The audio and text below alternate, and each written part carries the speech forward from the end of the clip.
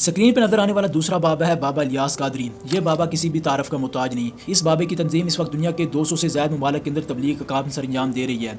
ये बाबा अब तक 7000 के करीब मसाजिद बना चुका है। ये बाबा साल की 700 से ज़्यादा मसाजिद बनाता है। ये बाबा इस वक्त 5 लाख के करीब बच्चों को हाफ़िज़ कुरान बना चुका है।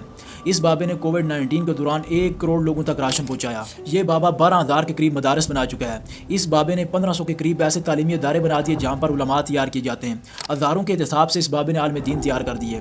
इस बाबे ने कोविड-19 के दौरान थैलीसीमिया पेशेंट्स के लिए 7000 के करीब ब्लड बैग्स डोनेट किए। वो लोग जो ज़िंदगी और मौत की कश्मकश में लड़ रहे थे, इस बाबे की एक कॉल के ऊपर हज़ारों के हिसाब से लोग घरों से निकले और उन बेबस लोगों की जान बचाई। इस बाबे ने 2022 के सैलाब के अंदर वो लोग जो बेघर हो गए, बेआसरा हो गए, उनके लिए घर तामीर किए और वो घर उनके हवाले भी कर दिए। इस बाबे ने गूंगों के लिए, अंधों के लिए, माजूर अफराद के लिए इदारे कायम कर दिए। इस बाबे के मेन स्ट्रीम मीडिया के ऊपर 3 चैनल चलते हैं, उर्दू ज़बान के अंदर, इंग्लिश ज़बान के अंदर, बंगला ज़बान के अंदर। इस बाबे ने सोशल मीडिया प्लेटफॉर्म के ऊपर इस्लामी तालीमात का वो जाल बिछा दिया।